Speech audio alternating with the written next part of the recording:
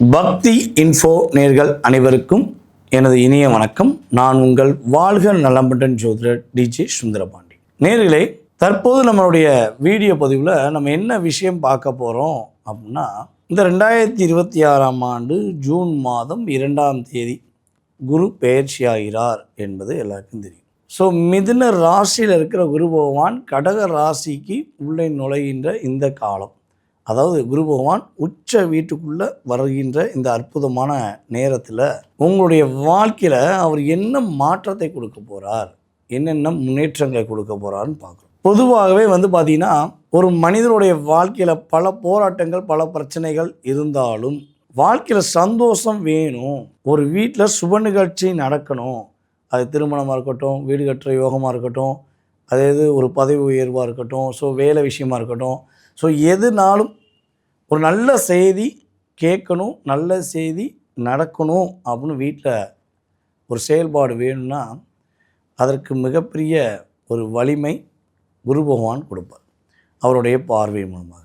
So அப்படிப்பட்ட குரு பகவான் குரு பயிற்சிக்கு அப்புறம் உச்ச வீட்டில் அமர்ந்து அவருடைய 5ஆம் பார்வை மற்றும் அவருடைய 7ஆம் பார்வை மற்றும் 9ஆம் பார்வை மூலமாக உங்களுடைய லைஃப்பில் என்னென்ன மாற்றங்களை கொடுக்க போகிறார், என்னென்ன முன்னேற்றங்களை கொடுக்க போகிறான்னு வாங்க பொறுமையாக பாருங்கள், வீடியோ முழுமையாக பாருங்கள்.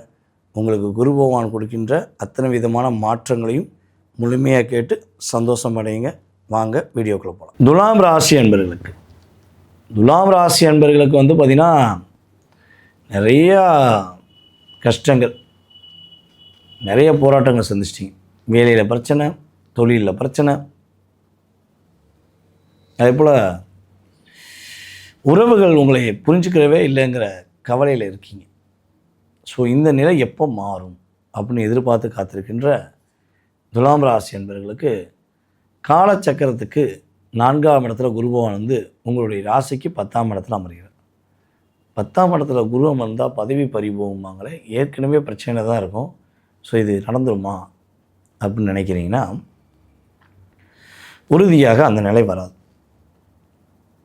உங்கள் வேலையும் போகாது, பதவியும் பறி போகாது, தொழிலும் விட்டு போக மாட்டீங்க. இப்போ தான் என்ன பண்ணுவீங்கன்னா, கொஞ்சம் அதிக நேரம் எடுத்து பண்ணுவீங்க. கொஞ்சம் நேரம் அதிகமாக எடுக்கிறனால லாபம் அதிகமாக வரும்.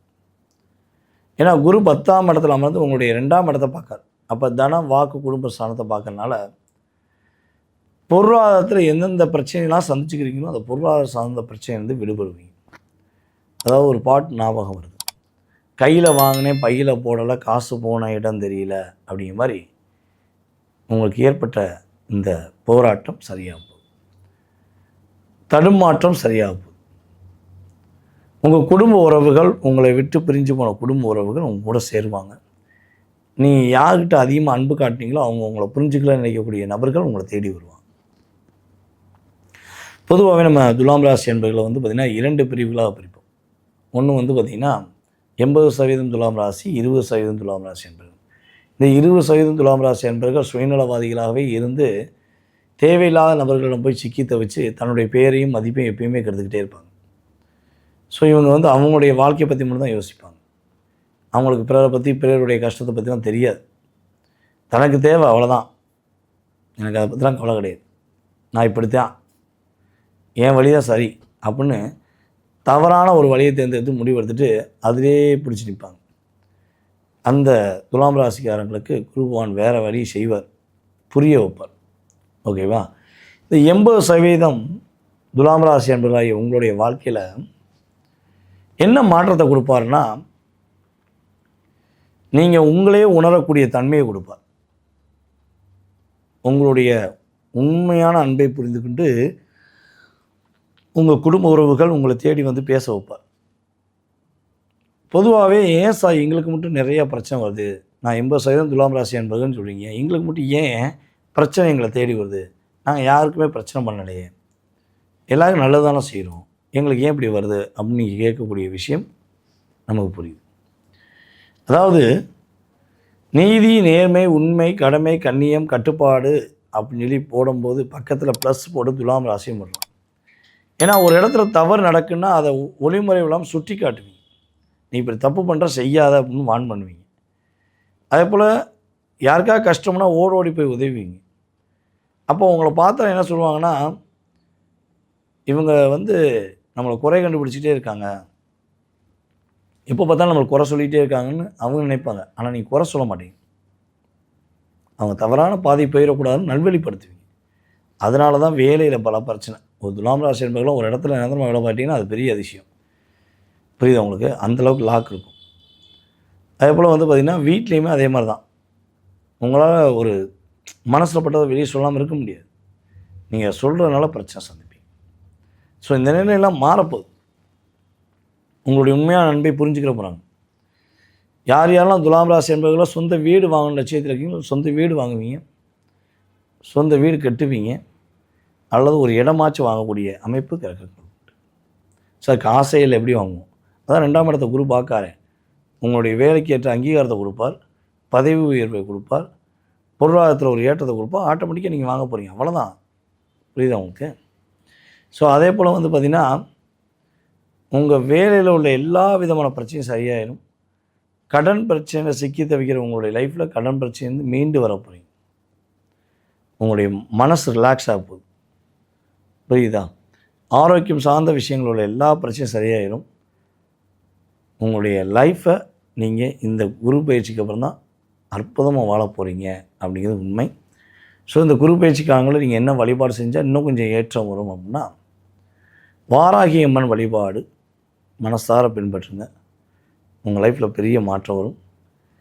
நம்ம இப்போ உள்ள பிரசனத்தின் அடிப்படையில் உங்களுக்கு எடுக்கும். புரியுதா உங்களுக்கு?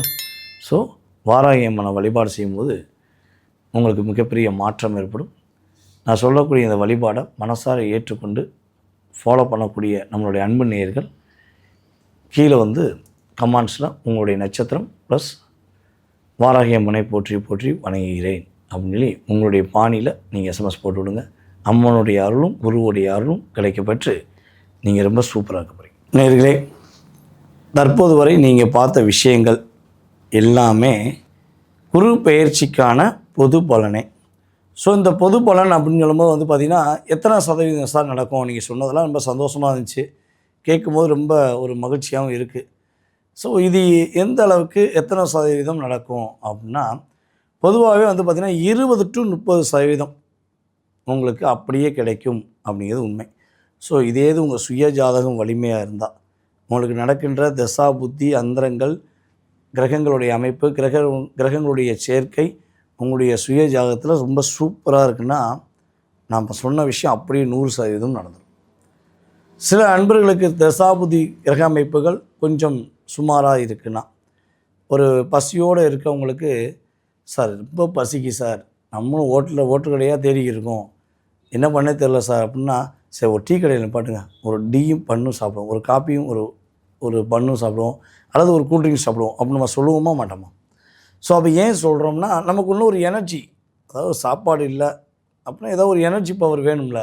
ஸோ அந்த எனர்ஜி பவரை கொடுக்கக்கூடிய கிரகம் தான் சுபகிரகமான குரு பகவான் தன்னுடைய பார்வை மூலமாக உங்களுக்கு கொடுப்பார், அந்த 20 to 30%.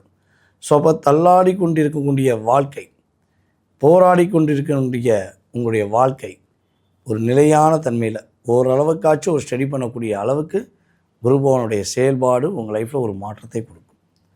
ஸோ நீங்கள் எதிர்பார்க்குற விஷயங்கள் எல்லாம் நடக்குமா? அது எப்போ கிடைக்கும்? அதுக்கு என்ன வழிபாடு செய்யணும்? அதுக்கு என்ன பரிகாரங்கள் செய்யணும்?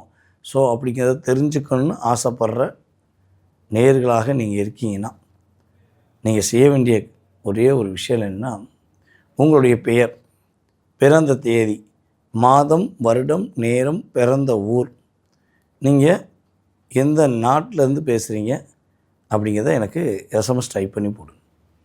ஸோ ஃபோன் பண்ணுங்கள், மேக்ஸிமம் வந்து எஸ்எம்எஸ் டைப் பண்ணுங்கள். ஓகேவா? எஸ்எம்எஸ்லேயே இந்த விவரம்லாம் சொல்லுங்கள். உங்களுக்கான அப்பாயின்மெண்ட் டைம் கொடுப்பாங்க. ஆஃபீஸில் அலுவலகத்தில் வந்து ஃபோன் அட்டன் பண்ணுவாங்க. ஸோ உங்களுக்கான அப்பாயின்மெண்ட் டைம் கொடுப்பாங்க. உங்களுடைய ஜோதிடம் சார்ந்த அத்தனை விதமான கேள்விகளுக்கும் உங்களுக்கு பதில் சொல்ல உறுதியாக நான் கடமைப்பட்டிருக்கேன். ஓகேவா? ஸோ அப்பாயின்மெண்ட் டைம் வாங்கிட்டு நீங்கள் என்ன பண்ணலாம், வாட்ஸ்அப் கால்லையோ நார்மல் கால்லையோ உறுதியாக தொடர்பு கொள்ளலாம் அப்படிங்கிறது உண்மை.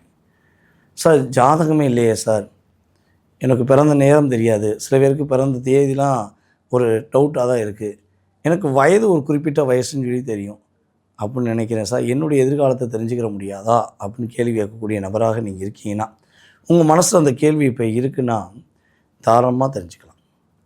உங்களுடைய பேர், உங்களுடைய ஒரு குறிப்பிட்ட வயது மட்டும் அனுப்பிவிடுங்க. நீங்களும் அப்பாயின்மெண்ட் டைம் வாங்கிக்கலாம். ஆனால் கண்டிப்பாக எந்த நாடுங்கிறத இன்ஃபார்ம் பண்ணணும், எந்த ஊருங்கிறதையும் இன்ஃபார்ம் பண்ணணும். ஓகேவா?